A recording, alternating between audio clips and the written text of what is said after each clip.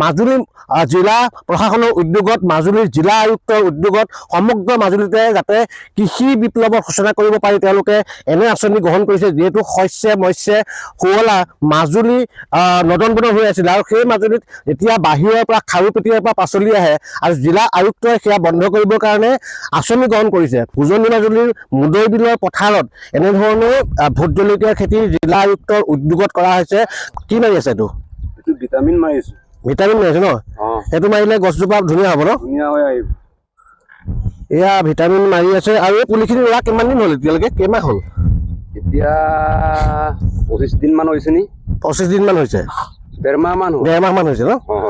কওকচোন, এই ভোট জলকীয়া খেতি আপোনালোকে কৰিবলৈ কেনেধৰণে মনলৈ আহিলে? কোনে আপোনালোকক এই ক্ষেত্ৰত সহায় সহযোগ আগবঢ়াইছে?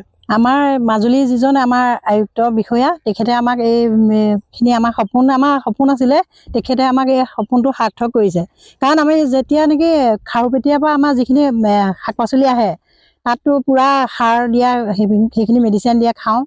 এতিয়া আমাক অৰ্গেনিক খেতিৰে হেৰি দিছে এই জলকীয়াখিনি কৰিবৰ কাৰণে আমাক তেখেতে বহুত সহায় কৰিছে। মাজুলীত কি খেতি কৰিছে এতিয়া? মাজুলীত এতিয়া আমাৰ এই ভোট জলকীয়াৰ কাৰণে 100 বিঘা অধিক দিছে আৰু লগতে এতিয়া জিকা খেতিৰ কাৰণে আমাৰ এতিয়া 50 বিঘাৰ কাৰণে আমাৰ কৃষকসকলক তেখেতে সহায় কৰিছে। জিলা আয়ুক্তই চিন্তা কৰিছে যে মাজুলী শস্য মৎস্য নদন বদন আছিলে আৰু এই মাজুলীলৈ এতিয়া খাৰুপেটীয়াৰ পৰা ভেজাল শাক পাচলি মাছ আহিবলগীয়া হৈছে। দুখৰ কথা নহয় জানো?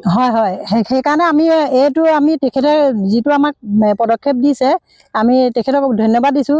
কাৰণ আমি যিখিনি মেডিচিন খাই আমাৰ নৱপ্ৰজন্মৰ, আমিতো বেমাৰী হ'লোৱে, কিন্তু আমাৰ নৱপ্ৰজন্মৰ যিখিনি শিশু আহিছে তেওঁলোকৰতো সপোন সাৰ্থক হ'ব লাগিব। গতিকে আমি এই মেডিচিন দিয়া শাক পাচলি আমি মানে ইয়াৰ পৰা আমাৰ মাজুলীৰ পৰা মানে উচ্ছন্ন কৰিব লাগিব। এতিয়া ইমান পথাৰবিলাক পৰি আছে, মানুহে খেতি বাতি নকৰা হ'ল, এইবিলাক বহুত পথাৰ পৰি আছে দেখোন ইয়াত।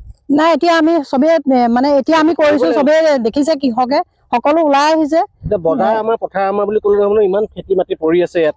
না, আমি গোটেইখিনিয়ে যিখিনি জিকা খেতিৰ কাৰণে কৰিছোঁ, মানে আমি এতিয়া ক'তো মাটি এনেই থাকিবলৈ নিদিওঁ। সকলো ওলাই আহক, সকলো ওলাই আহিছে আৰু ওলাইও আহিব। এতিয়া আমি যিখিনি কৰিছোঁ সেইখিনি দেখিলে চবেই এতিয়া ভাবিছে আমিও কৰিম বুলি। আমি এতিয়া যোৱা ধান খেতিৰ আগত মানে যিটো আমাৰ তিলৰ খেতি হয় তাত আমি কেই কুইণ্টেল হৈছে? 3 কুইণ্টেলৰ ওপৰত পাইছোঁ তিল। হয়, মানে আধি কৰিলোঁ কাৰণে হেৰি হ'লে এভাগ লুকাই লৈ গৈছে। খেতি নকৰা হ'ল, কিন্তু কৰিলে সকলো হয়। কৰিব জানিব লাগিব। কিন্তু এতিয়া এইটো সাৰটো আমি মানে উচ্ছন্ন কৰিবৰ কাৰণে আমি এইটো পদক্ষেপ লৈছোঁ।